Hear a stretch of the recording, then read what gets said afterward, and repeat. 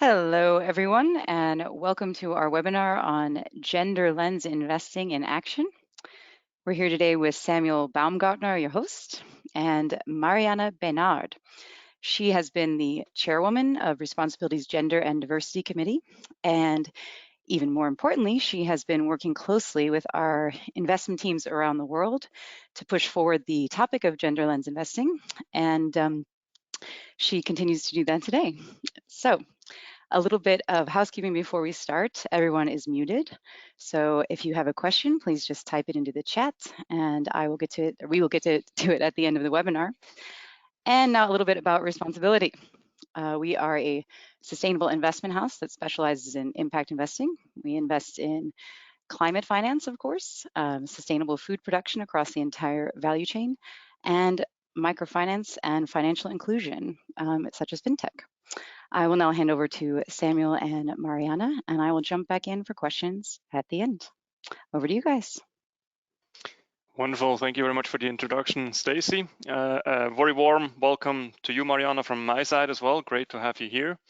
A very warm welcome also to the audience. I was told, quickly going through the attendee list a moment ago, that we have 35 countries, or more than 35 countries represented here. So it's definitely very nice to see that this is a topic that's of global concern, and that we're able to get quite a nice round of people to listen in today. Stacey already gave a short introduction on who you are, Mariana. You're not a first timer here on the webinar, so great to have you back. I think also now that we know a little bit who you are, and after having spent more than 10 years already in the field and around 6 years in responsAbility as a project manager, with the latest projects focusing on gender equality and gender lens investing, we would also like to quickly get to know a little bit the audience. And we would like to know from the audience, how are you involved in the gender lens investing? And I think in a moment we will see the poll question popping up. Here we go. And while you go through the questions, Mariana, from you, I would like to know how do you keep up with the information? I mean, it's a topic that's developing quickly. What are your sources? Thanks, Samuel, and hi to everyone. Thanks for joining. I really like the monthly newsletter that is sent by the Gender Smart Investing, which is a global network of over, I think, 2,000 people in 50 different countries. It's usually a mix of sector updates and news from the field with very concrete and inspiring initiatives on gender lens investing. That also shows the diversity of approaches and different journeys, I think, around this topic. So definitely recommended if you're looking for shared experiences and food for thought on this topic. Great. Just to maybe follow up, this is a newsletter or a regular mailing service that you're getting there. Yes, and it's for free. You can subscribe for free from Gender Smart Investing Network. Okay, wonderful. And in the meantime, we got the results from the question. So I think it's quite spread out. I think we have quite a few people who are already working in the field or gender equality advocate in general, but we also have a few people or quite a number of people who are quite new to this. So I think we will be able to offer some insights for everybody on board.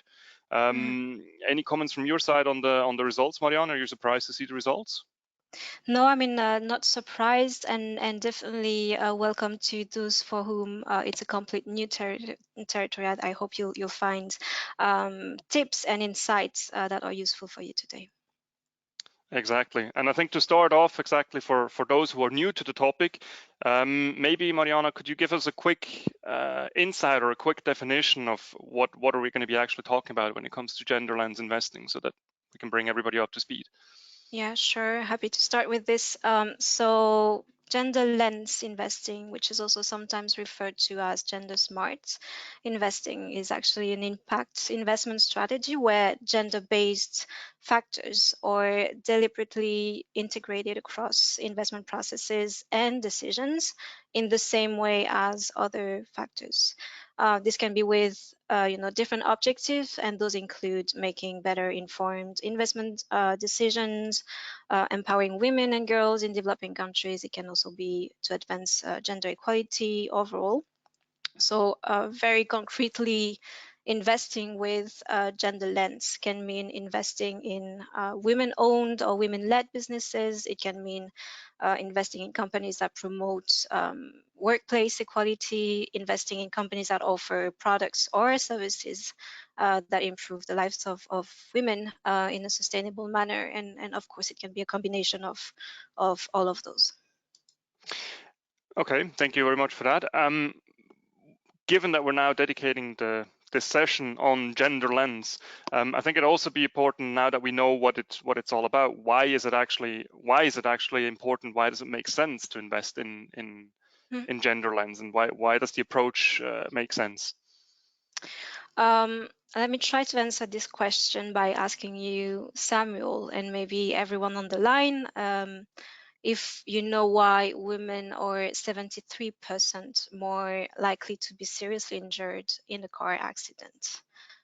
Maybe you have the answer, Samuel. Maybe some of you already know the answer, which, by the way, is not that women are just bad drivers. It's actually something else, and I can walk you through this a little bit. The answer. Yes, the reason why women are actually 73% more likely to be injured, seriously injured in a car accident is that for a very long time, about 40 years actually, car manufacturers have used crash test dummies based on the average male body. And very few, if not none, ever used crash test dummies that were adequately representing the average size of a female driver. And that what makes that seatbelt today or less adapted to women drivers. And somehow this male-focused testing practice is also what has led to inequality in car injuries and fatalities between men and women for the past 40 years. And that's actually despite the fact that we know that men tend to adopt more risky behaviors while driving. We know that they on average tend to drink drive more, to speed more than women, and still women today that are wearing seatbelts are significantly more likely to suffer injuries than the male counterpart. So now to your question, and how is that linked to gender lens investing and why it makes sense? I think a very simple answer to this question can just be that if you forget that women still represent half of the world population, this does not only lead to higher risks for women, that also leads to missed opportunities because women have different needs, and it's important to assess and understand those needs, right? So the question here is, what could happen actually if women were offered better products that are more adapted to their needs? And here in this example, I'm not referring to products that will have a slightly different aesthetic just to please women, going back to this example, like a pink car, for instance. Here the question is, can car makers, car manufacturers take a more holistic approach to safety design and ensure that crash test dummies that are used represent a variety of bodies and that they can protect men and women equally. So I took this example about cars because it's very concrete, but you can find very similar examples in a variety of sectors. And I think what's important to state today is that in 2021, women systematically face lower access to basic services, to jobs, to land, to financing. I mean, you name those, right? And even though we've seen some progress over the past years, over the past decades, here's the bad news. With the COVID-19, the global gender gap has actually widened. So in the last report on this topic, the World Economic Forum, this is a report that is actually available online. The World Economic Forum has estimated that it will take on average 135 years for women to reach parity. And this is instead of the 99 years that were outlined in the previous report, last year reports. So what we are witnessing today is that in just 12 months, this gender gap globally has widened by 36 years. This is not only the largest gain ever observed, what it also means is that simply another whole generation of women will have to wait for gender parity. And again, those 36 years are just an average. So you can just think about, the situation in developing countries where the gap is actually much wider. And how is the current trend that we can observe and the impact investing world reacting to this? Could you give us some insight into that? Yes. So here's the good news. Gender lens investing has become one of the most rapidly growing segments of sustainable investing in the recent years. And actually, interestingly enough, gender equality as an SDG, as a sustainable development goal, has been the most underfunded SDG across the UN 2030 agenda for years. Why is that? And here's just my 2 cents, my reading, but I think that probably because for a long time, women were mostly seen as something a bit on the side, something that needed to be fixed, and maybe the approach was not the right one.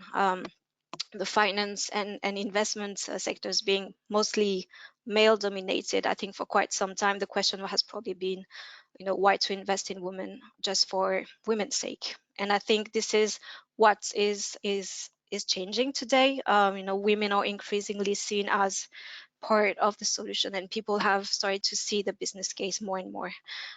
So the SDG 5, this SDG around gender equality and women empowerment, is now considered as the most far-reaching SDG, probably because it's so cross-cutting. Again, acknowledging that women represent half of the world population.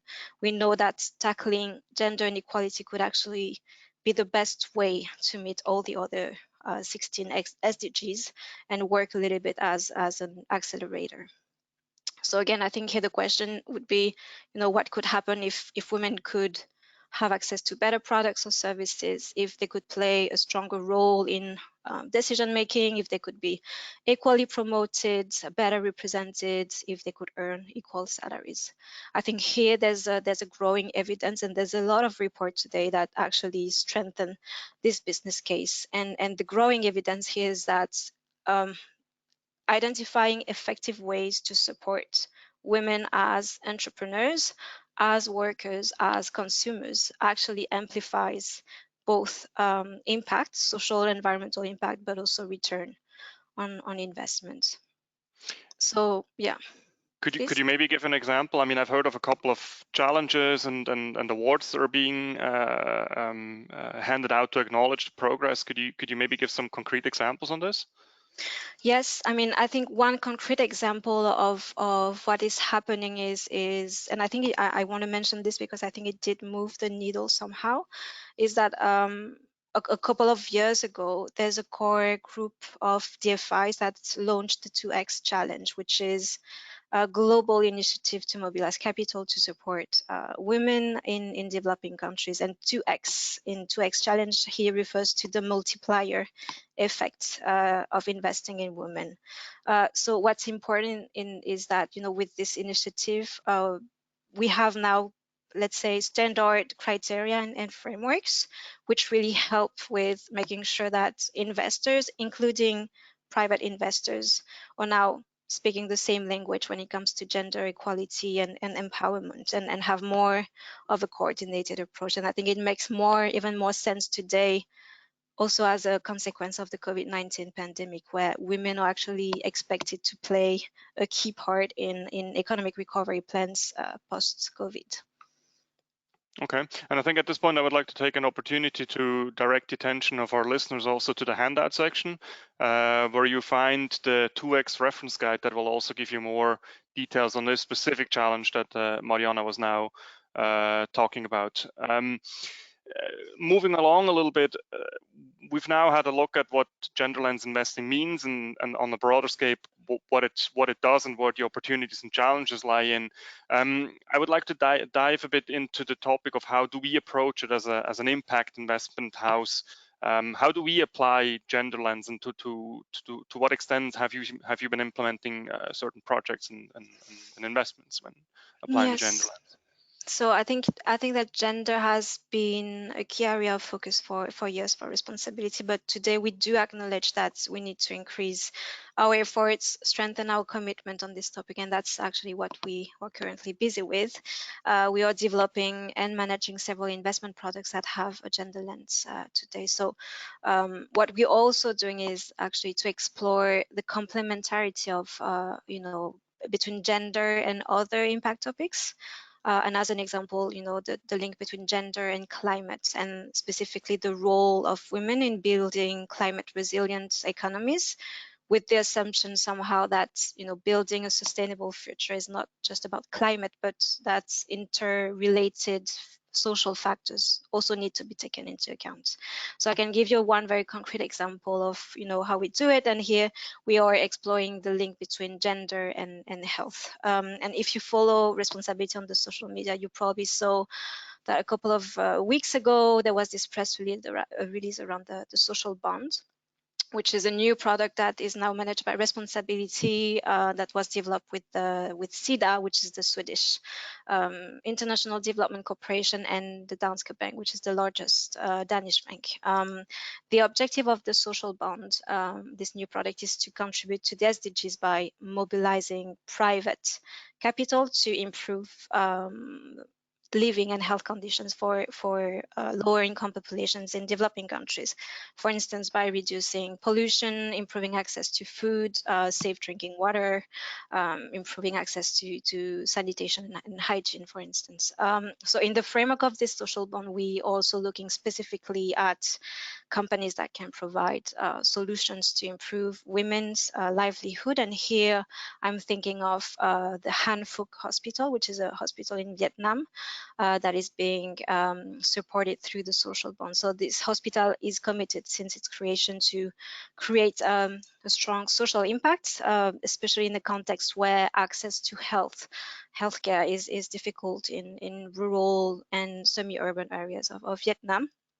So Han Phuc was built as a specialty hospital for maternity and pediatrics, and through the social bond we are financing the hospital's medical equipment. The loan will hopefully allow Han Phuc to expand its capacity to for preventive tests and cancer treatment. So that's a very concrete example of how we are trying to link both topics here. And I think we can also, we've made available in the chat section the press release that you were just mentioning earlier. So for those who are interested to take a look at it, you can access that link in the chat section. So having taken a look at what we do as an impact investor, I think the attendees here would also be interested. What are the steps that each individual one of us can do to foster gender equality with our investment decisions, with our approaches, and so on? What's your advice and hints on that? Yeah, maybe taking again the example of the social bonds. Here we try to take a gender smart approach in the way we manage this portfolio. So we have adjusted our investment processes and included additional steps to make sure that we look at the gender topic during the due diligence. So for this, we have designed a specific gender due diligence questionnaire that we use to ensure consistent collection of gender metrics, both quantitative and qualitative metrics. This is quite a simple Excel questionnaire that comes with a gender scorecard, but we actually started to apply this tool early 2021 for another fund, the climate fund that is managed by responsAbility. And now 6 months down the road, we've been able to build on this experience, and it's now applied into other products. But I think what's important here, and what I want to say, is that the exercise does not stop at data collection, and that that's the whole purpose of gender lens investing. In this process, we also make sure that those gender-specific metrics or KPIs are screened, that the analysis is documented in the investment memo, but more importantly, that when gaps or red flags are identified, that we are able to engage with our investees, really to support them to improve their practices, to increase their commitment. And here we're also exploring with some of our investors opportunities to provide dedicated technical assistance. So I think, yeah, it's a learning process for everyone. It's a new topic for many of my colleagues, but I think it has also come out very clearly for us that gender lens investing is not just a trend. It's actually here to stay, and we better turn this corner, come up with innovative solutions and make this money move to where it can create the maximum impact. And I think these adjustments, these can be made by anybody who's in charge of making investment decisions, that they can later focus on the gender lens as a part of the investment scope. Definitely, and there's Go ahead, please. there's a wealth of literature, of tools, and people, consultants dedicated to the topic out there that can also help. And that's actually the approach that we've taken. You've mentioned now along the webinar quite a lot, also the opportunities that the gender lens investing brings, and that we're actually, by not addressing this issue, we're actually missing out. And I would like to know from the audience, and this is an opinion, or not an opinion, but a guess, on how much could be added to GDP if women played an identical role to men on the labor market by 2025. And in the meanwhile, from you, Mariana, I would like to know what have been the challenges you've been seeing in the last 6 months working and implementing gender lens investing. You've touched a little bit on the process earlier. Maybe go a bit more into the depth of some of the challenges that you were seeing while implementing the processes. Yeah, I think, again, it's a new topic for many of us, and especially, in a male-dominated sector, this also sometimes comes with unconscious bias and lack of awareness to address. But I think that's part of the process here, and so we have also increased our internal training efforts to engage with our teams of investment officers, for instance, and support them in the process. I think it was quite key to make sure that we had buy-in across the teams. Yeah. Very good. I think we should also be getting the results in just a moment. There we go. Okay, so we do see that there's a recognition that it does have a contribution, a substantial contribution. Mariana, do you want to tell us the correct answer if the full potential is achieved? Yeah, I think the correct answer here is actually the most outstanding one. The last one, it's $28 trillion. Which I think is an interesting answer, given that in general we're so growth focused and so focused on GDP that we're not, or seem to be still not fully realizing the full potential of what this can actually mean from an opportunity perspective, right? Yeah, and I'm happy no one answered that there was no change. Yes, definitely. So wrapping up, I think my key takeaway is that it makes simple sense, right? I think also looking at the numbers now, it makes sense from a fairness perspective, it makes sense from a business perspective, and it also makes sense from a tapping into opportunity perspective. And ultimately, gender equality is not just an important impact SDG, but it's also a critical tool that has the potential to make all of us better investors and to tap into opportunities that we're currently not making the most advantage of. And with that, I would like to go over to the question and answers. I'm sure there's a couple of questions to which we would like to open the floor. To you, thank you very much for being here, Mariana. All right, we do have questions. All right, number one, I understand that institutional investors, namely philanthropic players, have recorded superior returns with the adoption of gender lens screening. Can you share any evidence or point us in the right direction? I won't be, unfortunately, able to share some evidence, and I'm not entitled to speak on behalf of those investors, but I think that the trend that we are seeing today around the fact that more and more private investors, along with DFIs, I think the whole topic around gender equality and women empowerment has been driven mostly by DFIs, but we see now a good variety of players coming in. I think that also somehow shows that there is a return on investment. There's this report that was drafted by Calvert Impact Capital. I think it's available online, that shows exactly what could be the return from a return on asset, return on equity, return on sales perspective, the return for gender lens investing. So I'll probably invite you to take a look at this report from Calvert, where probably you'll be able to find more evidence. Great, thank you. Next question. I think I understand what they're asking here. They're saying so for gender lens in a post-COVID-19 world for SDG 5, what shifts do you suggest or recommend? From pre-COVID-19, I think it's like what needs to change. What has changed since since COVID? I think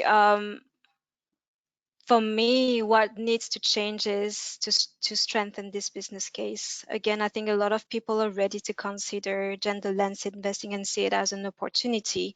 I think COVID-19 definitely is an opportunity for most of us to turn this corner and see, you know, how you can make your offering, your solutions more innovative and include women there. I think what needs to change is probably in terms of awareness raising, and I see it like very much internally.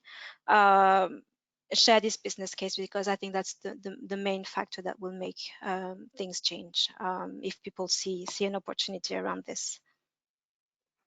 Great. All right, this is a question I'm going to actually take. It says, bravo for expanding the incorporation of a gender lens into the new social bond. Why is the gender lens, women, or SDG 5 not mentioned in the press release? The reason is because gender lens investing is something that we're doing broadly all the time in the social bond. The press release we shared was specifically about a hospital in Vietnam, and the very innovative thing that we were sharing in that press release was the ability to do a direct investment into healthcare, which is very difficult to do in emerging markets. And so we're the most proud in that press release to give this message. And in press releases, you only give one message, you can't give a lot. So the one thing we wanted to highlight was the ability to invest directly in healthcare. But as soon as we have something exciting in gender lens investing, we'll also do a press release more specifically on that. We're very proud of that too. All right, moving on. What does responsAbility do from a corporate perspective to advance gender equality?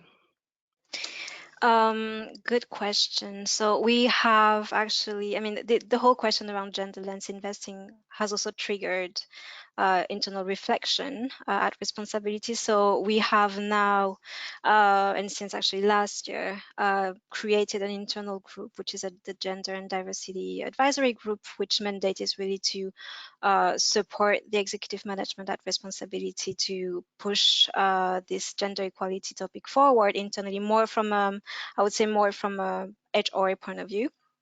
And so here it comes with internal tools such as a gender and diversity dashboard that we're using to track our progress, because targets have been set in terms of female recruitment, female promotion, female leadership at responsAbility. So we are using this dashboard. We also publishing every year internally an annual report on our progress. Yeah, I think this is somehow how we're trying to live up to our commitments to strengthen this topic internally. I hope this answered the question. Yep, great. Here's a tough one. This one might be for you, Samuel. How can I, as a common private investor with limited means, get involved? Through mutual funds? Where? How can you help me? Well, unfortunately, I have to say, first of all, we're not allowed to give investment recommendations. However, I think this is something I say regularly is asking questions, right? So I think the person that asks this question has already taken the first step to kind of prioritize their investment focus, so that they have a topic or a theme that they want to focus on.